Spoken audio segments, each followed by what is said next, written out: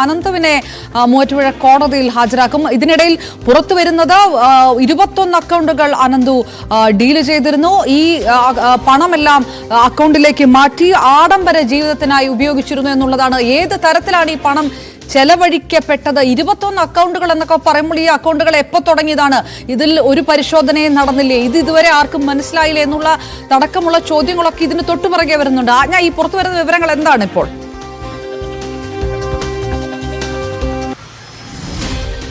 അപർണ, അനന്തു സ്വന്തം പേരിൽ social B ventures എന്നൊരു കമ്പനി രജിസ്റ്റർ ചെയ്ത ശേഷം അതിലൂടെയാണ് പകുതി വില തട്ടിപ്പിലൂടെ ലഭിച്ച പണം തിരിമറി നടത്തിയതെന്നാണ് പോലീസ് റിപ്പോർട്ട് ചെയ്യുന്നത്. അങ്ങനെയാണ് അതിൽ നിന്നും വ്യക്തമാകുന്നത് ഇതുമായി ബന്ധപ്പെട്ട നിരവധി അക്കൗണ്ടുകളുണ്ട്.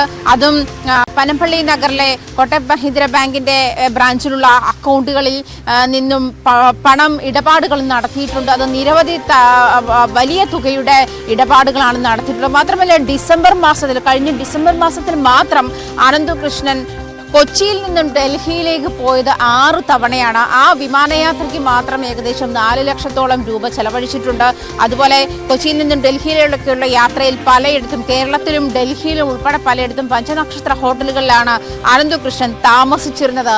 ഈ ഒരു സാഹചര്യത്തിൽ, അതായത് ദിവസം 25,000 രൂപ വരെ റെന്റുള്ള, വാടകയുള്ള പഞ്ചനക്ഷത്ര ഹോട്ടലുകളിൽ താമസിച്ചു എന്ന് തന്നെയാണ് വെളിപ്പെടുന്നത്.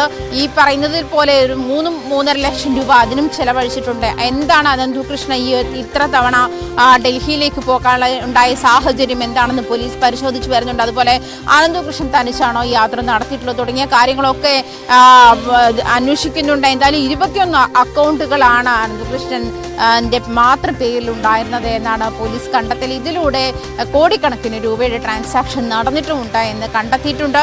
എന്തായാലും അനന്തു കൃഷ്ണൻ രജിസ്റ്റർ ചെയ്തിട്ടുള്ള, അതായത് അനന്തു കൃഷ്ണന്റെയും രാധാകൃഷ്ണൻ എന്ന് പറയുന്ന ഒരാളുടെയും പേരിലാണ് സോഷ്യൽ ബി വെഞ്ചേഴ്സ് എന്ന കമ്പനി രജിസ്റ്റർ ചെയ്തിരിക്കുന്നുണ്ട്. പനമ്പള്ളി നഗറിലെ സോഷ്യൽ ബി വെഞ്ചേഴ്സ് കഴിഞ്ഞ ദിവസം പൂട്ടിയിരുന്നു. ഈ പകുതി വില തട്ടിപ്പുമായി ബന്ധപ്പെട്ടുള്ള അന്വേഷണത്തിന്റെ ഭാഗമായി അത് പൂട്ടിയിരുന്നു. ഇങ്ങനെ ഈ സംസ്ഥാനത്തുടനീളം ഇത്തരം കമ്പനികൾ ഉണ്ടോ, അല്ലെങ്കിൽ കൊച്ചിയിൽ സോഷ്യൽ ബി വെഞ്ചേഴ്സ് മാത്രമേ ആണോ അനന്തു കൃഷ്ണൻ ഇങ്ങനെ സ്വന്തം പേരിൽ രജിസ്റ്റർ ചെയ്തിട്ടുള്ള കമ്പനി എന്നുള്ള കാര്യത്തിലും അന്വേഷണം നടക്കുന്നുണ്ട്. എന്തായാലും നിലവിൽ 21 അക്കൗണ്ടുകൾ അനന്തു കൃഷ്ണന്റെ പേരിൽ കണ്ടെത്തിയിട്ടുണ്ട്. ഈ അക്കൗണ്ടുകളിലൂടെയൊക്കെ കോടിക്കണക്കിന് രൂപയുടെ ട്രാൻസാക്ഷൻ നടന്നിട്ടുണ്ട് എന്നും പോലീസ് കണ്ടെത്തുന്നുണ്ട്. അപർണ, ഓക്കെ, ഞാൻ തിരികെ എത്താം. ഡാൻ കുര്യൻ, ഈ ക്രൈംബ്രാഞ്ച് പറഞ്ഞ പോലെ വലിയ വ്യാപ്തിയിൽ നടന്ന ഒരു തട്ടിപ്പായതുകൊണ്ട് തന്നെ ക്രൈംബ്രാഞ്ച് ഓരോ ജില്ലകൾ കേന്ദ്രീകരിച്ചുകൊണ്ടുള്ള ഒരു അന്വേഷണത്തിലേക്ക് അതാണ് ഉദ്ദേശിക്കുന്നത്. അനന്തകൃഷ്ണന്റെ സ്ഥാപനത്തിലുള്ള ജീവനക്കാരെ, ഈ പറഞ്ഞ പോലെ ആനന്ദകുമാറിന്റെ സ്ഥാപനത്തിലുള്ള ജീവനക്കാരെയും ചോദ്യം ചെയ്യുമോ? രാഷ്ട്രീയ പ്രതിനിധികളുടെ പേരുകൾ പുറത്തു വന്നതായി അല്ലെങ്കിൽ നൽകിയതായിട്ടുള്ള വിവരങ്ങൾ ഇന്നലെയൊക്കെ പുറത്തു വന്നതാണ്. എറണാകുളം, കോട്ടയം ജില്ലകളിലുള്ള രാഷ്ട്രീയ നേതാക്കന്മാർക്ക് പണം നൽകിയതുമായി ബന്ധപ്പെട്ട് ആ വിഷയവും ഈ അന്വേഷണത്തിലുണ്ടോ? ആ പേരുകൾ എന്തെങ്കിലും പുറത്തു വരാനുള്ള സാധ്യതയുണ്ടോ?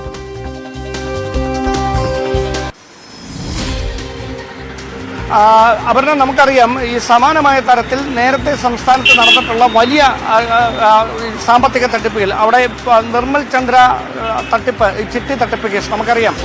അതുമായി ബന്ധപ്പെട്ടും സമാനമായ തരത്തിൽ ആയിരക്കണക്കിന് പരാതികളാണെന്ന് ഉണ്ടായത്.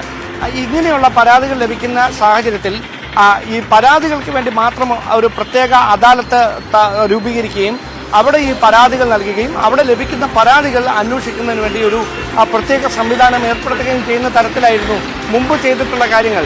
പക്ഷേ ഇവിടെ ഈ തട്ടിപ്പ് നടന്നിരിക്കുന്നത് ഒരു സ്ഥലത്ത് മാത്രമല്ല, എല്ലാ ജില്ലകളിലും നടന്നിട്ടുണ്ട്.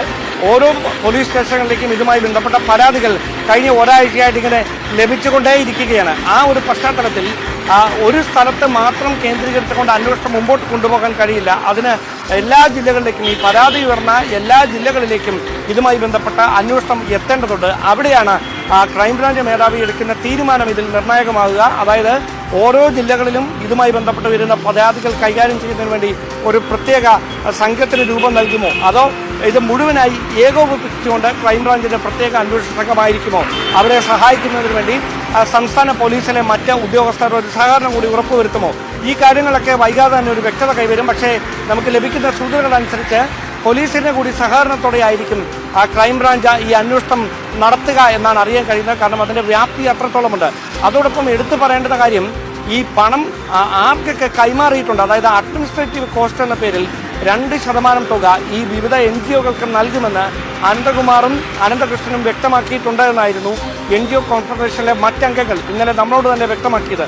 അങ്ങനെയാണെങ്കിൽ ഈ പണം 2% എന്ന പേരിൽ ആർക്കൊക്കെ കൈമാറിയിട്ടുണ്ട്? ഇതൊക്കെ ആരുടെയൊക്കെ ബാങ്ക് അക്കൗണ്ടുകളിലേക്കാണ്? ഇത് സ്വകാര്യ ബാങ്ക് അക്കൗണ്ടുകളാണോ, അത് ഏതെങ്കിലും ട്രസ്റ്റിന്റെ പേരിലുള്ള അക്കൗണ്ടാണോ? ഇതടക്കമുള്ള കാര്യങ്ങളിലൊക്കെ ഇനി വ്യക്തത കൈവരാനുണ്ട്. അതോടൊപ്പമാണ് എടുത്തു പറയേണ്ടത്, സംസ്ഥാനത്തെ പ്രധാനപ്പെട്ട എല്ലാ രാഷ്ട്രീയ പാർട്ടിയുടെ നേതാക്കന്മാരുമായി അനന്തകൃഷ്ണന് വ്യക്തിബന്ധമുണ്ടായിരുന്നു. ആ വ്യക്തിബന്ധം ഉപയോഗിച്ച് അവരെ കൂടി വിശ്വാസത്തിൽ എടുത്തുകൊണ്ട് ഈ കൂടുതൽ ഗുണഭോക്താക്കളെ ഈ വിവിധ പ്രോജക്റ്റുകളുടെ ഭാഗമാക്കുന്നതിന് വേണ്ടിയുള്ള നീക്കം നടന്നിട്ടുണ്ട് എന്ന് വ്യക്തമാക്കുന്ന തെളിവുകൾ ഇതിനോടകം തന്നെ പോലീസിന് പ്രാഥമിക അന്വേഷണത്തിൽ ലഭിച്ചിട്ടുണ്ട്. അവിടെയാണ് രാജീവ് കാന്തപുരം ഉൾപ്പെടെയുള്ളവർ ആരോപണ വിധേയരായത്. ഒരുപക്ഷേ അതുമായി ബന്ധപ്പെട്ട വിശദമായ അന്വേഷണത്തിലേക്ക് പോലീസ് പെരിന്തൽമണ്ണയിലടക്കം കടക്കുകയും ചെയ്യുമെന്നാണ് നമുക്ക് മനസ്സിലാക്കാൻ കഴിയുന്നത്. ഇനി അറിയാനുള്ളത്, ബോധപൂർവം അനന്തകൃഷ്ണൻ നടത്തിയിരുന്നത് തട്ടിപ്പ് തന്നെയാണ് എന്ന ബോധ്യത്തോടെ ഏതെങ്കിലും രാഷ്ട്രീയ നേതാക്കളോ സാമൂഹ്യ രംഗത്ത് പ്രവർത്തിച്ചിരുന്ന പ്രമുഖരോ അനന്തകൃഷ്ണനെ സഹായിച്ചിരുന്നോ? അവിടെയാണ് ഇനി വ്യക്തത വരാനുള്ളത്. അവിടെ കൃത്യമായി പോലീസ് ഇപ്പോൾ നൽകുന്ന സൂചന അനുസരിച്ച് സായി ഗ്രാമം ഡയറക്ടർ കൂടിയായ അനന്തകുമാറിനെ കൂടി ചോദ്യം ചെയ്യേണ്ടത് അനിവാര്യമായി മാറുന്ന ഒരു ഘട്ടമാണ്. പക്ഷേ അദ്ദേഹത്തെ സംബന്ധിച്ച വിവരങ്ങളൊന്നും ഇതുവരെ പോലീസിന് ലഭിച്ചിട്ടില്ല എന്നാണ് ഔദ്യോഗികമായി അറിയാൻ കഴിയുന്നത്. ഓക്കെ, ഞാൻ തിരികെ താണ്ടാൻ അനുമോദും നമുക്കൊപ്പം ചേരുന്നു. അനുമോദ്, കിസാൻ സർവീസ് സൊസൈറ്റിയുടെ പരാതിയുമായി ബന്ധപ്പെട്ട് അതിപ്പോഴും റിട്ടയർഡ് ജസ്റ്റിസ് CN രാമചന്ദ്രൻ നായരെ പ്രതിയാക്കിയിട്ടുണ്ട് എന്നുള്ള വിവരം തന്നെയല്ലേ? ഇതിനകത്ത് ഇവർ കാര്യങ്ങൾ അറിഞ്ഞിട്ടില്ല എന്ന് പറയുമ്പോഴും കേസ് അന്വേഷണം ഏത് തരത്തിൽ? ഒപ്പം നജീബ് കാന്തപുരം MLA-ക്കെതിരെ പെരിന്തൽമണ്ണ പോലീസ് നടത്തുന്ന അന്വേഷണം ആരെല്ലാമാണ് ഇപ്പോൾ പെരിന്തൽമണ്ണയുമായി കേന്ദ്രീകരിച്ച് നടക്കുന്ന, മലപ്പുറവുമായി കേന്ദ്രീകരിച്ച് നടക്കുന്ന അന്വേഷണങ്ങളിൽ ഫോക്കസ് എവിടേക്കെല്ലാമാണ് ഇപ്പോൾ?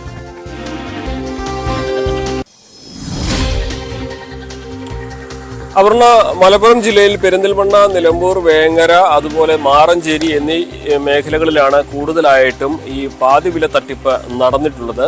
അതിൽ തന്നെ ഏറ്റവും അധികം പരാതികൾ നിലവിൽ വന്നിരിക്കുന്നത് നിലമ്പൂരിലാണ്. നിലമ്പൂരിൽ ഇന്നലെ വരേക്കും 97 പരാതികൾ പോലീസ് സ്റ്റേഷനിൽ ലഭിച്ചിട്ടുണ്ട്. മാറഞ്ചേരി 30-ലധികം പരാതികൾ ലഭിച്ചിട്ടുണ്ട്. പക്ഷെ പെരിന്തൽമണ്ണയിൽ ഏകദേശം 4 പരാതികളെ ലഭിച്ചിട്ടുണ്ട്. അതിൽ 3 എണ്ണവും ഈ പറയുന്ന തട്ടിപ്പിന് ഇരയാക്കപ്പെട്ട ഇത് എന്ന് കാണിച്ചുകൊണ്ട് NGOകൾ നൽകിയ പരാതിയാണ്. അതായത് ഇതിന്റെ ആളുകൾ അവർക്കെതിരെ പരാതി കൊടുക്കുന്നതിന് മുൻപ് NGOകൾ അനന്തകൃഷ്ണനും മറ്റും ആ കോൺഫെഡറേഷനുമെതിരെ പരാതി നൽകുകയാണ് പെരിന്തൽമണ്ണ ചെയ്തിരിക്കുന്നത്. അങ്ങനെ നൽകിയ ഒരു പരാതിയിലാണ് CN രാമചന്ദ്രൻ നായർ പ്രതിയാക്കപ്പെട്ടിരിക്കുന്നത്, 3ാം പ്രതിയാക്കപ്പെട്ടിരിക്കുന്നത്. പക്ഷേ ഇതൊരു പരാതിയുടെ അടിസ്ഥാനത്തിൽ മാത്രം എടുത്ത കേസാണ് എന്നാണ് പോലീസ് പറയുന്നത്. ഇത് സംബന്ധിച്ചുള്ള മറ്റു കാര്യങ്ങളൊന്നും തന്നെ ഉണ്ടാവുകയില്ല. ഈ കേസ് സ്വാഭാവികമായിട്ടും ക്രൈംബ്രാഞ്ചിലേക്ക് പോകാൻ തന്നെയാണ് സാധ്യത. അതുകൊണ്ട് തന്നെ പരാതികളിൽ കേസെടുക്കുന്നു എന്ന് മാത്രമാണ്, അതൊരു ഔദ്യോഗിക നടപടിക്രമം മാത്രമാണ് എന്നാണ് പോലീസിന്റെ ഭാഗത്തു നിന്നും നമുക്ക് ലഭിച്ചിട്ടുള്ള ഒരു വിശദീകരണം. അതേസമയം ഓരോ മേഖലകളിൽ ഇത്തരത്തിൽ കൂടുതൽ പരാതികൾ ഓരോ ദിവസവും കൂടി വരുന്ന സാഹചര്യമാണ് ഉള്ളത്. ഇതെല്ലാം തന്നെ ഒരു കുടക്കീഴിലേക്ക് കൊണ്ടുവരാനുള്ള സാധ്യതകൾ തന്നെയാണ് ഇവിടെ കാണുന്നത്. മലപ്പുറത്തിന്റെ ഒരു ഭൂപ്രകൃതി അനുസരിച്ച് വളരെ വിസ്തൃതമായ മേഖലയായതുകൊണ്ട് തന്നെ എല്ലാവരെയും ഒരിടത്ത് കേന്ദ്രീകരിച്ച് അന്വേഷണം നടത്തുക എന്നുള്ളത് പ്രായോഗികമായിട്ട് നടക്കുന്ന ഒരു കാര്യമല്ല. പൊന്നാനി തീരദേശ മേഖലയും അതുപോലെ നിലമ്പൂരും തമ്മിൽ കിലോമീറ്ററിൽ വ്യത്യാസമാണ്. അപ്പോൾ ഒരു ഇടത്തുനിന്ന് ഈ അന്വേഷണം സ്വാഭാവികമായിട്ടും സാധ്യമാകുന്ന ഒന്നായിരിക്കില്ല. അപ്പോൾ ഈ അന്വേഷണം എങ്ങനെ കൊണ്ടുപോകും, അതിന്റെ വികേന്ദ്രീകരണം എങ്ങനെയാവും എന്നുള്ള കാര്യങ്ങളൊക്കെ ഇനി അറിയേണ്ടതുണ്ട്. ഇന്നിപ്പോൾ രാവിലെ ഈ കിസാൻ സർവീസ് സൊസൈറ്റിയുടെ വിശദീകരണം ഉണ്ടായിരുന്നു. അവർ പറഞ്ഞ പ്രധാനപ്പെട്ട ഒരു കാര്യം, അവർക്ക് ആ കോൺഫെഡറേഷൻ നൽകിയ ലെറ്റർ ഹെഡിൽ അല്ലെങ്കിൽ കത്തിൽ ജസ്റ്റിസ് രാമചന്ദ്രൻ നായരുടെ പേരുണ്ടായിരുന്നു. ആ പേര് അതുകൊണ്ടാണ് രക്ഷാധികാരി എന്ന നിലയിൽ അദ്ദേഹത്തിന്റെ പേര് നൽകിയത്. അത് തങ്ങൾക്ക് അദ്ദേഹം അതിൽ ഇല്ലായിരുന്നു, അതിൽ നിന്ന് രാജിവെച്ച കാര്യം അറിഞ്ഞിരുന്നില്ല. അങ്ങനെ രാജിവെച്ചിരുന്നെങ്കിൽ അത് അറിയിക്കണമായിരുന്നു. അത് മാത്രമല്ല, അദ്ദേഹത്തിന്റെ പേര് രക്ഷാധികാരി എന്ന രീതിയിൽ പരാതിയിൽ കൊടുത്തത് തങ്ങളുടെ അറിവില്ലായ്മ കാരണമാണ്. മറ്റൊരു തരത്തിലുള്ള ഉദ്ദേശങ്ങളും ഇതിലില്ല. ആളുകളുടെ പണം തിരിച്ചു കിട്ടാൻ അതിന് പിറകിലുണ്ടായിരുന്നവർ ആരാണെങ്കിലും അവർക്കെതിരെ സാധ്യമായ എല്ലാ നിയമ നടപടികളും സ്വീകരിക്കണമെന്ന് മാത്രമാണ് ഇതിൽ ആവശ്യമുള്ളത് എന്നാണ് അവരുടെ ഭാഗം വിശദീകരിച്ചുകൊണ്ട് വ്യക്തമാക്കിയിട്ടുള്ളത്. അതുപോലെ തന്നെ പല NGOകളും ആളുകളിൽ നിന്ന് പണം ശേഖരിച്ച പല NGOകളുടെ തലപ്പത്തുള്ളവർ ഇപ്പോൾ ഒളിവിലാണുള്ളത്. നിലമ്പൂരിൽ ഓസ്വാൾഡ് ചാരിറ്റബിൾ സൊസൈറ്റിയുടെ രക്ഷാധികാരിയായിട്ടുള്ള ആൾ ഒളിവിലാണുള്ളത്. അതേപോലെ തന്നെ മാറഞ്ചേരിയിൽ ഹരിയാലി എന്ന ഫൗണ്ടേഷന് കീഴിലാണ് അവിടെ പണം സ്വരൂപിച്ചിട്ടുള്ളത്. അദ്ദേഹം അഡ്വക്കേറ്റ് ബക്കർ, അദ്ദേഹം വാർഡ് മെമ്പർ കൂടിയാണ്. അദ്ദേഹവും കഴിഞ്ഞ ദിവസം ഫോണിലൂടെ സംസാരിക്കാൻ തയ്യാറായിരുന്നു. അപ്പോൾ ഇവരൊക്കെ തന്നെ ഈ NGO-കൾ നേരിടുന്ന വലിയൊരു പ്രതിസന്ധിയാണ് ഇവരൊക്കെ തന്നെ പങ്കുവെക്കുന്നത്. അപ്പോൾ ഇനിയുള്ള നടപടികൾ, കൂടുതൽ പരാതികൾ പോലീസിലേക്ക് ഇനിയുള്ള ദിവസങ്ങളിൽ എത്തുമെന്ന് ഉറപ്പാണ്. നിലവിൽ തന്നെ 130-ലധികം പരാതികൾ മലപ്പുറത്തിൻ്റെ വിവിധ സ്റ്റേഷനുകളിലേക്കായിട്ട് എത്തിയിട്ടുണ്ട്. ഇതെല്ലാം തന്നെ കേന്ദ്രീകരിച്ച് ഇതെല്ലാം ഒരു കുടക്കീഴിൽ കൊണ്ടുവന്ന് അങ്ങനെ ഒരു അന്വേഷണത്തിനാണ് ഇവിടെ സാധ്യതയുള്ളത്. അതിൽ